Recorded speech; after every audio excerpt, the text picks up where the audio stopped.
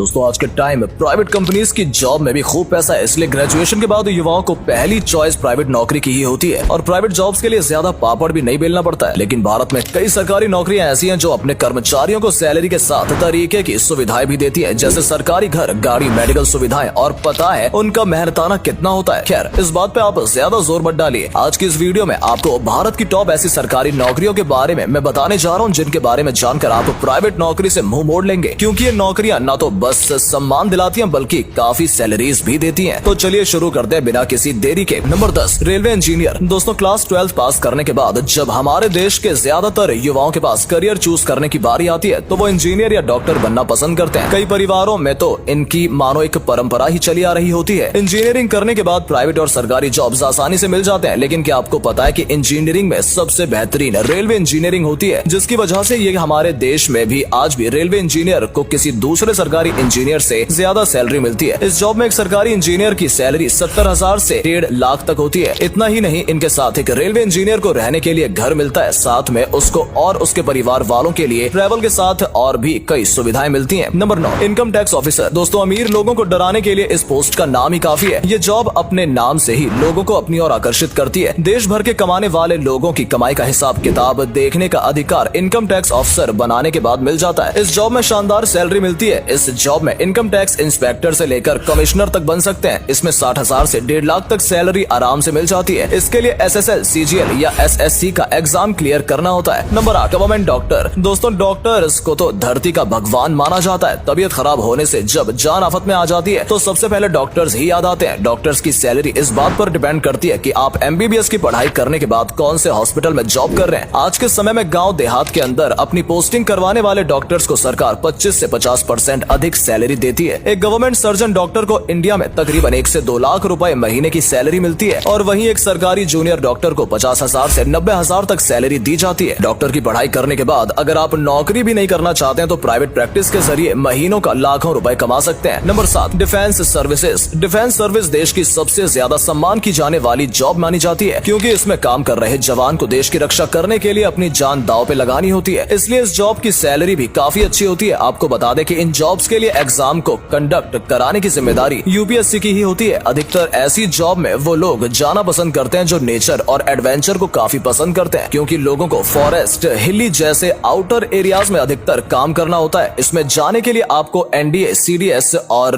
AFCAT जैसे difficult papers को clear कर SSB निकालना होता है, जिसके बाद एक मेडिकल टेस्ट भी क्लियर करना होता है और फिर आपकी ट्रेनिंग और पोस्टिंग की जाती है। अब बात अगर इस जॉब की सैलरी की करें तो वो लगभग 50 से 60,000 रुपए से शुरू होकर लाखों तक जाती है। Number 6, IAS and IPSC। IAS और IPS ऐसी जॉब है जो भारत में सबसे ज्यादा डिमांड में रहती है। लाखों लोगों की भीड़ में सिर्फ कुछ चंद लोग ही इसे हासिल कर पाते हैं। साथ ही ये दुनिया के सबसे डिफिकल्ट एग्जाम्स में से एक है। IAS या IPS बनने के लिए आपको UPSC के अंदर होने वाले प्रीलिम्स, मेंस और इंटरव्यू को क्लियर करना होता है, जिसके बाद आपकी ट्रेनिंग होती है और आपको देश के सबसे सम्मानित पोस्ट में से एक पद पर बैठा दिया जाता है। IAS का फुल फॉर्म होता है इंडियन एडमिनिस्ट्रेटिव सर्विसेज, वहीं IPS का फुल फॉर्म होता है इंडियन पुलिस सर्विसेज, जिसे हम किसी भी जिले की पब्लिक के लॉ एंड ऑर्डर के लिए जिम्मेदार मानते हैं। बात अगर दोनों की सैलरी की करें तो 56,000 से लेकर के 2.5 लाख रुपए मंथली होती है। नंबर 5, साइंटिस्ट, इंजीनियर्स इन DRDO, इसरो। रिसर्च और डेवलपमेंट में इंटरेस्ट रखने वाले यंग इंजीनियर्स ग्रेजुएट DRDO और इसरो में जॉब करने के लिए अप्लाई कर सकते हैं। ये जॉब अच्छी खासी सैलरी के साथ साथ समाज में काफी इज्जत भी दिलवाती है। साइंटिस्ट और इंजीनियर्स पद के लिए आपके पास BE, BTech, BSc और AMIE की डिग्री होनी चाहिए, पर एस्पिरेंट्स के पास ग्रेजुएशन में कम से कम 65% होने चाहिए। जिन एस्पिरेंट्स ने मेडिकल और इलेक्ट्रिकल में इंजीनियरिंग किया होता है वो इस जॉब के लिए आसानी से अप्लाई कर सकते हैं, जिसके बाद स्क्रीनिंग टेस्ट और बायोडेटा के हिसाब से स्टूडेंट्स को रिटेन एग्जाम के लिए बुलाया जाता है और इसके बाद इंटरव्यू होता है, जिसमें सिलेक्टेड कैंडिडेट्स को जॉब ऑफर की जाती है। अब अगर इस जॉब की सैलरी की बात करें तो वो 55 से 60,000 तक शुरू होती है। Number 4, PSU। सबसे पहले हम जानते हैं कि PSU होता क्या है। दोस्तों PSU का फुल फॉर्म होता है पब्लिक सेक्टर अंडरटेकिंग, यानी भारत सरकार के अंदर आने वाले सभी कॉर्पोरेशन को PSU कहते हैं। PSU में जॉब के लिए आपके पास स्पेशल क्वालिफिकेशन एज लिमिट होनी चाहिए। इसके अलावा आपके पास काम करने के लिए जेट एग्जाम को क्वालिफाई करना ज्यादा जरूरी है। PSU में एम्प्लॉयज का प्रमोशन बहुत जल्दी और आसानी से हो जाता है। इसके अलावा आपको बाकी गवर्नमेंट जॉब की तरह इसमें भी कई सारे एवॉल्वमेंट्स दिए जाते हैं। इस जॉब की अगर बेसिक सैलरी की बात की जाए तो 60,000 या 1,80,000 से शुरू होती है। Number 3, Indian foreign services IFS देश की 3 सबसे बड़ी सिविल सर्विसेज में से एक है, जो कि यूपीएससी यानी यूनियन पब्लिक सर्विसेज के बोर्ड के अंदर आती है। Indian ministry of external affairs को चलाने के लिए ये एक खास सेवा है जो भारत के बाहर होने वाली सरकारी कामों को मैनेज करती है। आईएफएस ऑफिसर दूसरे देशों यानी कि इंटरनेशनल इंस्टीट्यूशंस में भारत को रिप्रेजेंट करते हैं। इस जॉब को पाने के लिए आपको यूपीएससी के अंदर आने वाले वेल्स, प्रीलिम्स, मेंस और इंटरव्यू को निकालना होता है। उसके बाद आपको एक प्रॉपर ट्रेनिंग के साथ आईएफएस ऑफिसर के तौर पर विदेश भेजा जाता है, जो अपनी आधी जिंदगी फॉरेन में ही बिताते हैं। अब बात अगर सैलरी की करें तो इस जॉब में सभी अलाउंसेस के साथ 60,000 से 2.5 लाख तक दिए जाते हैं। Number 2, RBI grade B. RBI यानी रिजर्व बैंक ऑफ इंडिया, जो भारत का एक रेप्यूटेटेड बैंक है। आरबीआई को बैंकर ऑफ बैंक भी कहा जाता है। एक तरफ जहां लोग केवल बैंक की जॉब के लिए इतने पापड़ बेलते हैं, लेकिन वहीं आरबीआई में ग्रेड बी के पद पर काम करना स्टूडेंट्स का सपना होता है, जिसमें अच्छे प्रमोशंस भी मिलते हैं। इस पोस्ट पर काम कर रहे लोगों की स्कोप ऑफ ड्यूटी की बात करें तो वो समय और पोस्टिंग के साथ डिप्टी गवर्नर भी बन सकते हैं। इस जॉब को पाने के लिए आपको पहले आरबीआई द्वारा कराया जाने वाला एग्जाम देना होगा, जो देश के सभी बैंकों के एग्जाम में सबसे डिफिकल्ट माना जाता है। और अगर आप एग्जाम को क्लियर कर लेते हैं तो आपकी जॉब आपके हाथों में होती है। बात अगर सैलरी की करें तो 70,000 रुपए से इसकी शुरुआत होती है। Number 1, ASO in ministry of external affairs. ASO यानी assistant section officer ministry of external affairs के अंदर आती है। एक एएसओ को आईएफएस ऑफिशियल की डे टू डे वर्क में मदद करनी होती है, जैसे फाइलों पर काम करने, नोट्स लेने, डॉक्यूमेंट्स बनाने और इंडियन हेडक्वार्टर से बातचीत करने जैसे काम शामिल हैं। एक एएसओ बनने के लिए आपको एसएससी के अंडर एक एग्जाम क्वालिफाई करना होता है। एसएससी सीजीएल के जरिए अगर आप अच्छी रैंक ले लेते हो तो आपको ये पोस्ट मिल जाएगी। और अगर आपको भारत के बाहर रहकर काम करने का मन है तो आपके लिए ये जॉब किसी ऑफर से कम नहीं है, क्योंकि इसके जरिए आपकी पोस्टिंग सीधे फॉरेन कंट्री में होती है। इस जॉब में आपको 1.5 लाख से 2 लाख रुपए तक की सैलरी मिल जाती है।